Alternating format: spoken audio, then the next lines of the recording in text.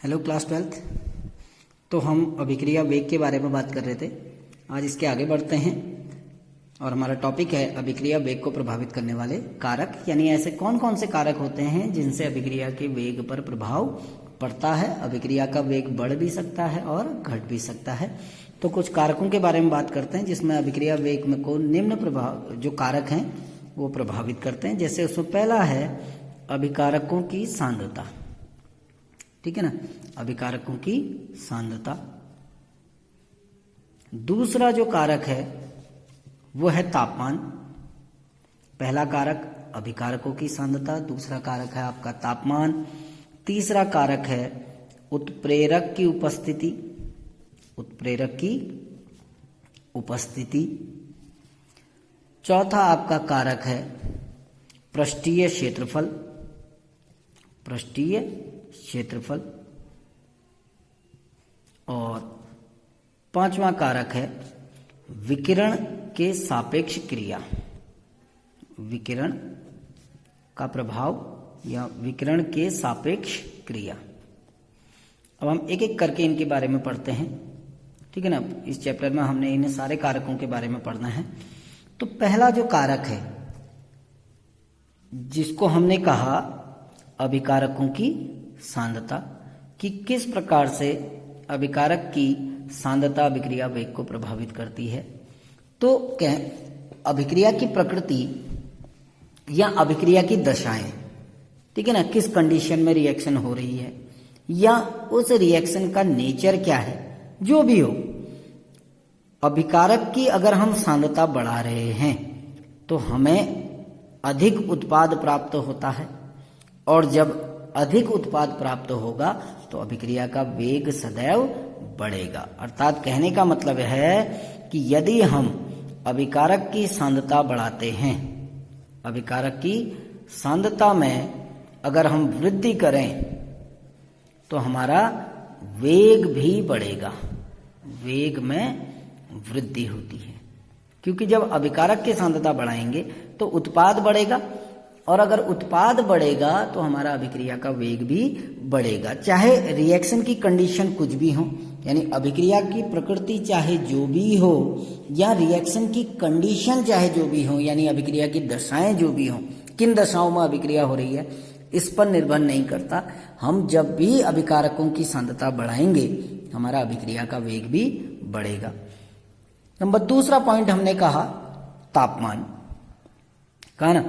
तो तापमान क्या होता है, तापमान जब भी बढ़ाया जाएगा अभिक्रिया का वेग बढ़ता है। सामान्यतया जो हमारी ऊष्माशोषी अभिक्रियाएं हैं, ठीक है ना, उन ऊष्माशोषी अभिक्रियाओं पर जब भी हम टेम्परेचर बढ़ाते हैं तो ताप बढ़ाने पर अभिक्रिया का वेग भी बढ़ता है। क्योंकि जो अधिकांश अभिक्रियाएं जो निम्न ताप पर मंद गति से होती हैं, गर्म करने पर उनकी तीव्रता बढ़ जाती है। क्योंकि जब हम पदार्थ को गर्म करते हैं तो ऊष्मीय ऊर्जा, पदार्थ के जो अणु हैं वो ऊष्मीय ऊर्जा को प्राप्त करते हैं और एक दूसरे से क्या करते हैं, संघट्य करते हैं। इसको हम आगे डिटेल में संघट्य सिद्धांत में पढ़ेंगे। अब एक छोटा सा इंट्रोडक्शन दे रहा हूँ, ब्रीफ इंट्रोडक्शन। इन टॉपिक को एक एक करके हम आगे डिस्कस करने वाले हैं, चाहे वो अभिकारकों की सांद्रता हो चाहे ताप हो, यानी हम अभिक्रिया वेग की सांद्रता पर निर्भरता पढ़ेंगे, अभिक्रिया वेग की तापमान पर निर्भरता पढ़ेंगे, उसी में हम संघट्य सिद्धांत भी पढ़ेंगे। तो जब कोई अभिक्रिया संपन्न होती है तो जो अभिकारक के अणु हैं, ये माना दो अभिकारक हैं ए और बी, इनके अणु आपस में संघट्य करते हैं। संघट्य का जो सामान्य शब्द है उसको टक्कर कहते हैं। यानी जब तक ये अणु आपस में, ये जो ए और बी के जो अणु हैं ये आपस में संघट्य नहीं करेंगे या एक दूसरे से नहीं टकराएंगे तब तक अभिक्रिया नहीं होगी। ये अणु एक दूसरे से टकराए और हमारा एक नया पदार्थ बन गया, ए बी बन गया ना, उत्पाद बन गया। हमारा उत्पाद कब बना, जब ये दोनों अणु एक दूसरे से संघट्य करेंगे। यही संघट्य सिद्धांत है जिसको हम आगे पढ़ेंगे। यानी कोई भी रासायनिक अभिक्रिया तब संपन्न होती है जब अभिकारक के अणु एक दूसरे से टकराते हैं या संघट्य करते हैं, ठीक है ना। अब ये टकरा रहे हैं, माना अभी तापमान बहुत कम था, ताप कम है, तो इनके मध्य जो संघट्य हो रहे हैं, जो टक्करें हो रही हैं, ठीक है, उनकी संख्या कम है।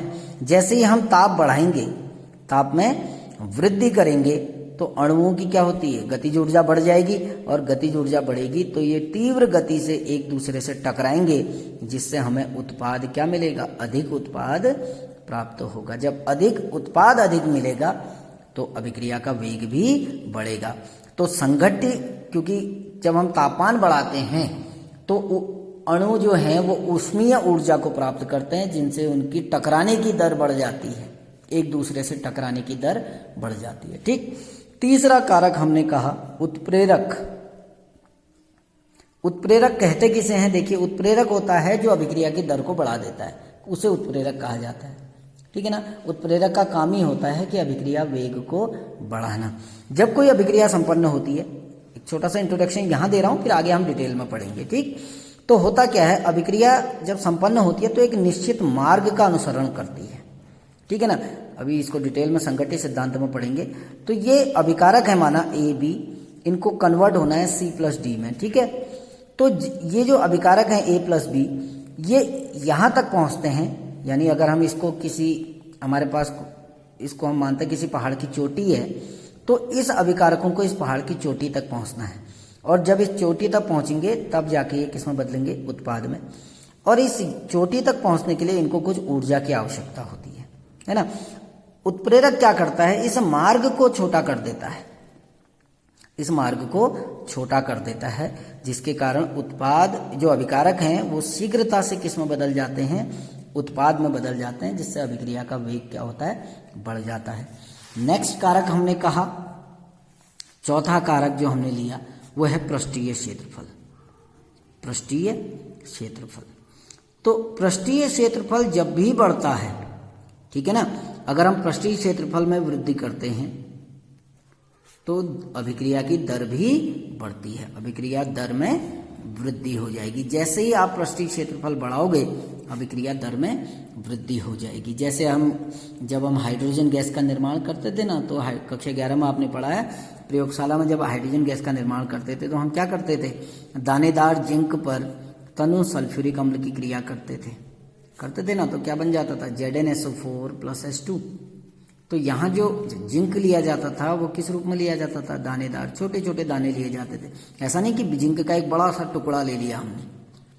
जब जिंक का बड़ा टुकड़ा होगा तो उसका पृष्ठीय क्षेत्रफल कम होगा। अगर हम जिंक को पीस दें तो ये ज्यादा स्थान घेरेंगे, और जब ज्यादा स्थान घेरेंगे तो इसका पृष्ठीय क्षेत्रफल बढ़ जाएगा, जिससे अभिकारक के अणुओं के पास एक दूसरे से टकराने के लिए ज्यादा स्थान उपलब्ध होगा, जिससे अभिक्रिया की दर भी बढ़ जाएगी।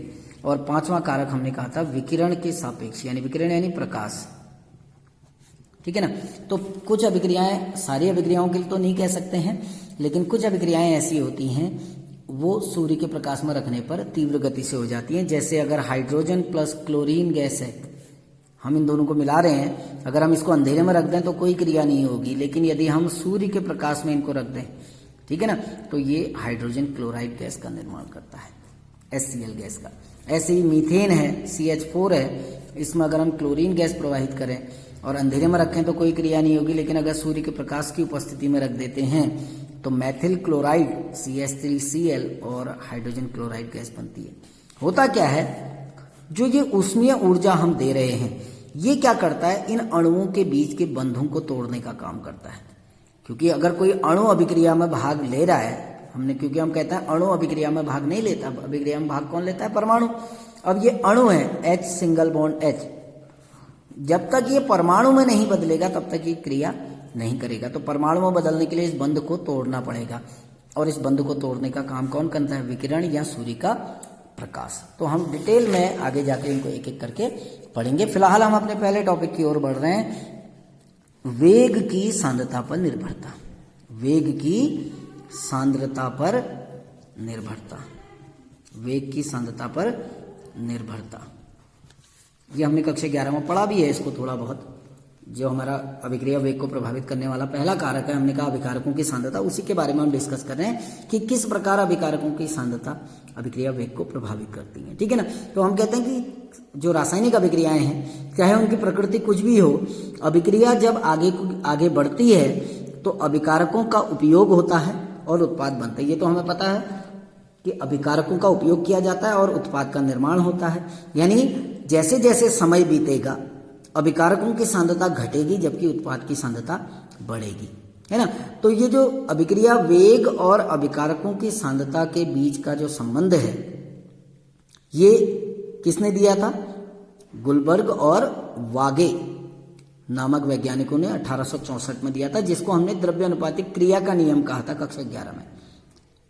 तो आपको याद रखना है कि द्रव्यानुपातिक क्रिया का नियम क्या था। द्रव्यानुपातिक क्रिया का नियम कहता था कि किसी दिए गए ताप पर, किसी दिए गए ताप पर किसी रासायनिक अभिक्रिया का वेग, किसी रासायनिक अभिक्रिया का वेग, किसी रासायनिक अभिक्रिया का वेग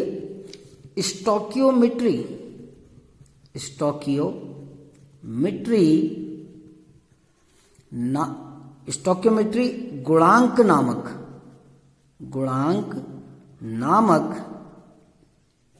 एक आंकिक गुणक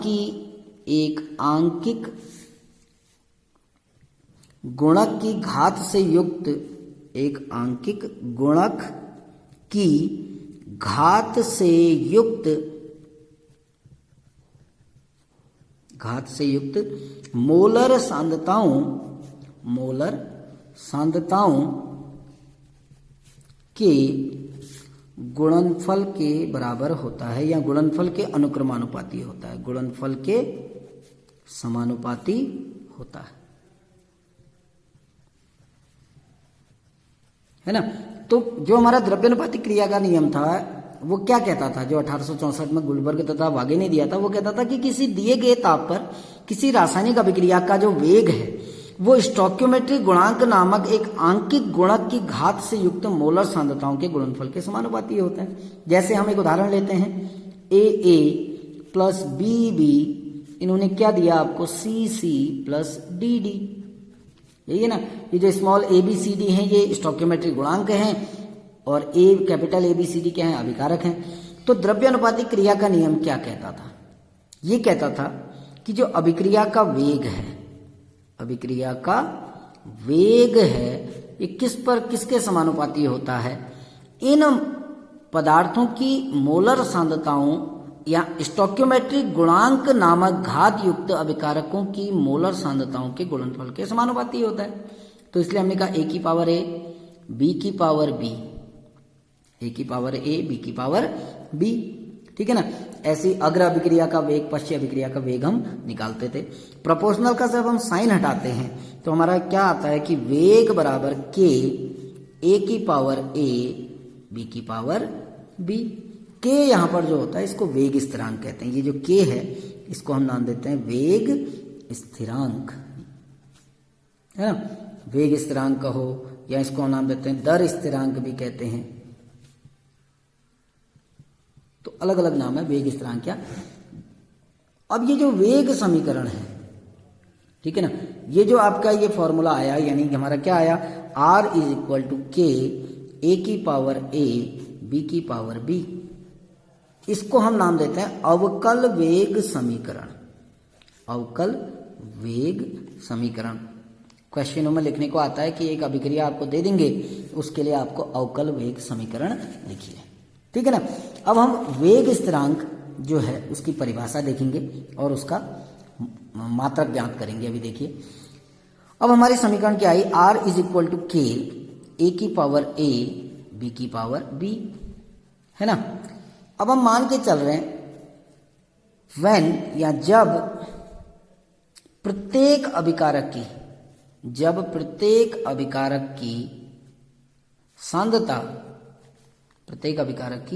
सांद्रता 1 मोल प्रति लीटर हो, यानी जो A की कंसंट्रेशन है वो भी 1 मोल प्रति लीटर है, B की जो कंसंट्रेशन है वो भी कितनी है आपकी, 1 मोल प्रति लीटर।